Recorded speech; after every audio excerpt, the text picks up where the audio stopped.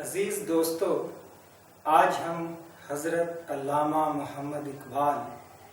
رحمہ اللہ کی جس نظم پر گفتگو کریں گے اس کا عنوان ہے مقصود، اور یہ نظم ان کے اردو مجموعہ کلام ضرب کلیم میں شامل ہے۔ اس نظم میں علامہ اقبال نے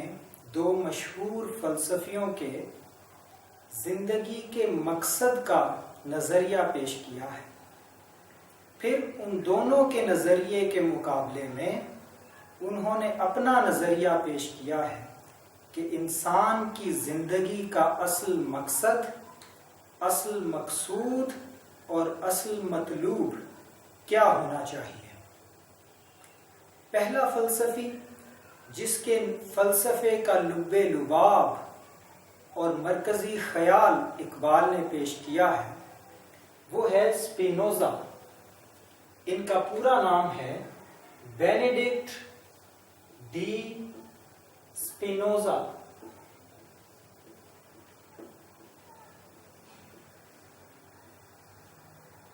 یہ مشہور فلسفی ہالینڈ میں پیدا ہوا، یعنی ولندیزی فلسفی تھا، اور یہ 1632 عیسوی میں پیدا ہوا اور 1677 عیسوی میں ان کی وفات ہے۔ یہ اصلاً یہودی المذہب تھے اور ابتدا میں انہوں نے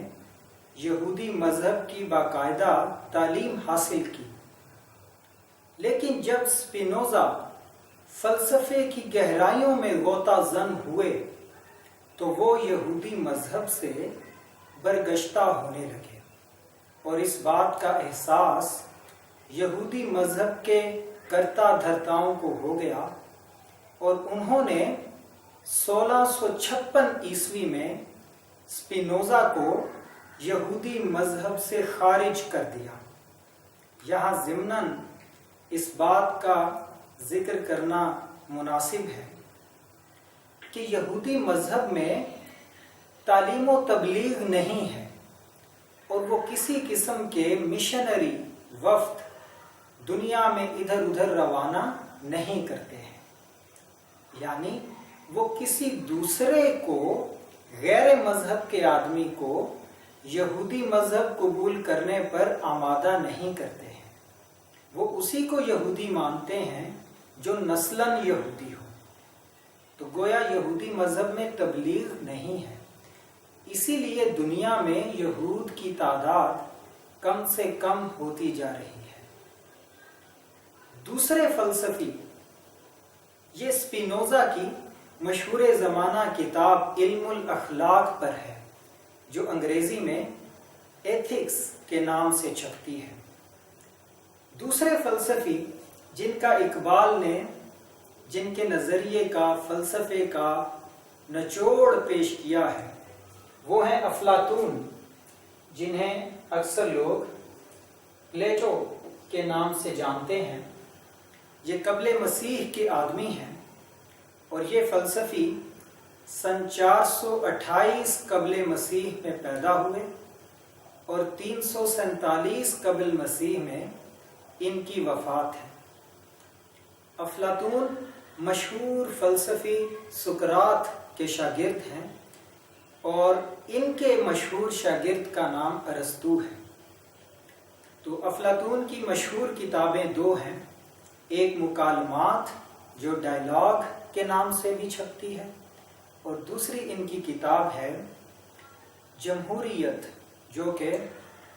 ڈیموکریسی کے نام سے معروف ہے۔ ان دونوں فلسفیوں کے نظریات کا نچوڑ کیا ہے، آئیے دیکھتے ہیں۔ اقبال کہتے ہیں کہ اسپینوزا کہتا ہے کہ نظر حیات پہ رکھتا ہے مرد دانش مند، حیات کیا ہے؟ حضور و سرور و نور و وجود۔ اقبال کہتے ہیں کہ یہ فلسفی 17ویں صدی عیسوی کا فلسفی، وہ کہتا ہے کہ عقل مند آدمی،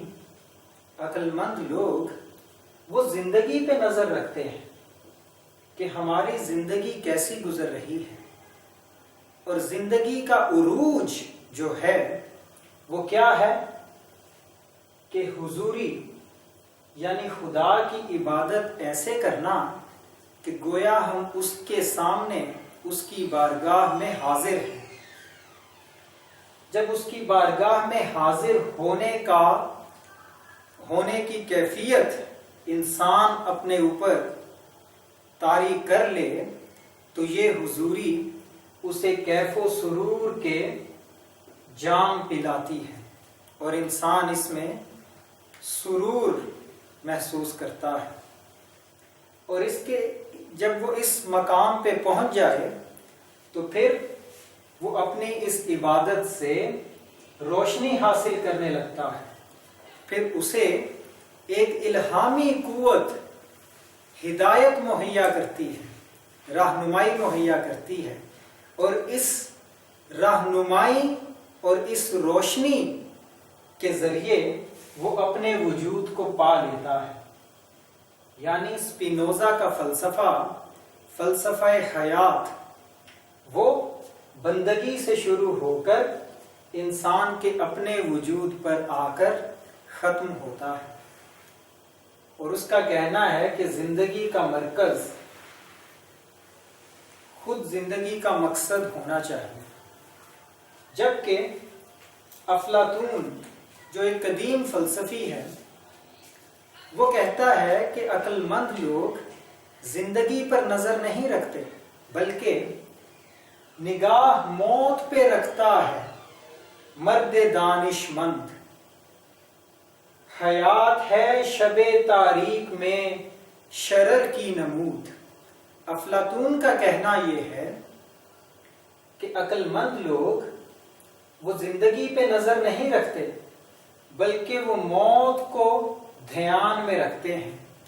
کہ ہمیں کسی بھی لمحے موت کا مزہ چکھنا ہے۔ افلاطون کے فلسفے کا لب لباب یہ ہے کہ زندگی ایک عارضی شے ہے، زندگی ایک دنیا کی زندگی ہمیشہ رہنے کا مقام نہیں ہے، بلکہ اس کی حیثیت کتنی ہے؟ اس کی حیثیت یہ ہے کہ جیسے شب تاریک میں اندھیری رات میں کوئی چنگاری نمودار ہو، ایک چنگاری چند لمحوں کے لیے نمودار ہو، ظاہر ہو، اور پھر اس کے بعد وہ بجھ جاتی ہے، تو زندگی دنیا کی زندگی کی حیثیت آخرت کی زندگی کے مقابلے میں اتنی ہی ہے۔ ان دونوں کے نظریے سے تھوڑا سا تعارف حاصل کر لینے کے بعد اقبال ان دونوں کے نظریہ ہائے حیات کو رد کرتے ہیں۔ اقبال نے ان کے زندگی کے نظریوں کو رد کر دیا ہے، اور اس کے مقابلے میں اقبال کہتے ہیں کہ زندگی اور موت حیات و موت نہیں التفات کے لائق، فقط خودی ہے خودی کی نگاہ کا مقصود۔ اقبال کہتے ہیں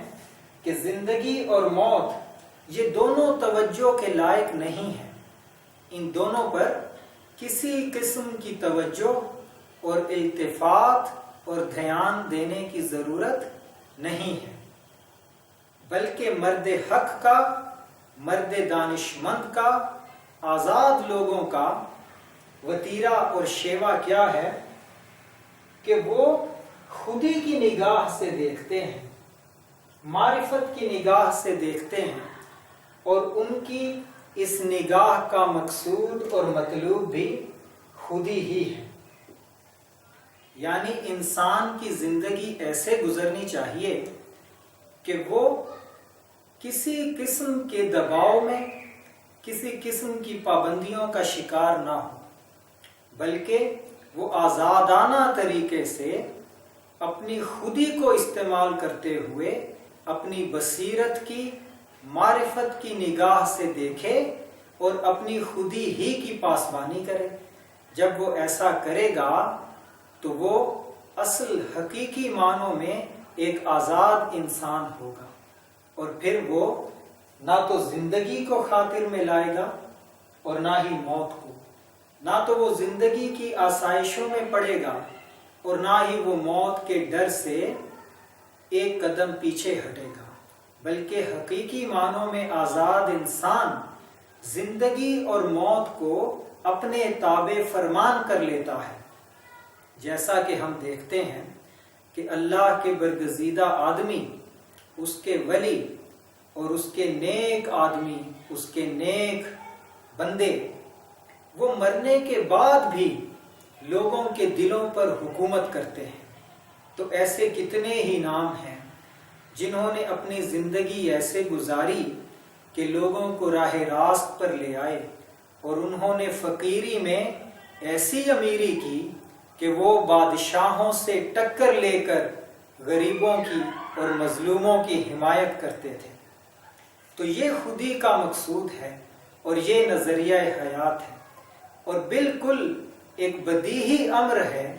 کہ بالکل چھوٹے سے تعارف کے بعد ہم یہ جان لیتے ہیں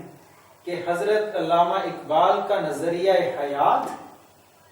ان دونوں فلسفیوں کے نظریہ حیات پر واضح فوقیت رکھتا ہے۔